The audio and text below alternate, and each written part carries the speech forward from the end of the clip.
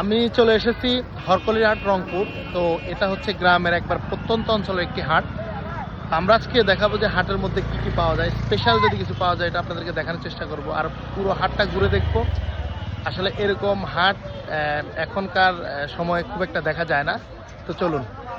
হাটে ঢুকার মূল ফটকে প্রচুর মানুষের সমাগম, কারণ অনেক দূর দূরান্ত থেকে মানুষ এখানে কেনাকাটা করার জন্য আসে। আর এই হাট সপ্তাহে 2 দিন বসে। এই যে দেখতেছেন গাছের যে চারা, গাছ, মাছ, হাঁস, মুরগি সবই পাওয়া যায় এখানে। সব বলতে সবই পাওয়া যায়, মানে আপনার দৈনন্দিন জীবনে যা লাগবে সবই পাওয়া যাবে। আর সবচেয়ে বড় ব্যাপার হচ্ছে এটা একবার গ্রাম্য অঞ্চলের বাজার, তো এখানে সস্তা জিনিসই বেশিরভাগ পাওয়া যায়। জামা কাপড়ও পাওয়া যায়, তবে ওই ধরনের ভালো দামের বা ভালো কিছু পাওয়া যায় না, যেহেতু গ্রাম অঞ্চলের বাজার আগেই বলছি। আর এখানে আপনি কৃষি সামগ্রী ওগুলো পাবেন একবারে সব ধরনের। মানে আপনি আসলে আমি ছোটবেলা আগে দেখছি আমাদের ওখানে এরকম হাট বসতো সপ্তাহে 2 দিন। তো আজকে প্রায় 15-20 বছর ধরে এরকম হাট আমি খুব একটা দেখি না কোথাও। হয়তো এখনো কিছু কিছু জায়গায় এই ধরনের হাট বসে। আর সবচেয়ে বড় ব্যাপার হচ্ছে আসলে সবাই এখানে কেনাকাটা করতে আসছে। আমি সবাইকে মানে দেখে যা মনে হচ্ছে যে সবাই উৎসবমুখর পরিবেশে কেনাকাটা করতেছে, যেহেতু সপ্তাহে 2 দিন বাজার। হ্যাঁ, অনেক দূর দূরান্ত থেকে মানুষ আসে কেনাকাটার জন্য। এদিকে বাজারের পাশে বড় একটা পুকুর আছে, হ্যাঁ পুকুরটাও ঘুরে দেখলাম। আর আপনি এখানে যে হাঁস মুরগিগুলো দেখতেছেন এগুলো একবার পাখি হতে সবকিছু ম্যাক্সিমাম যে মানুষের পালা জিনিস।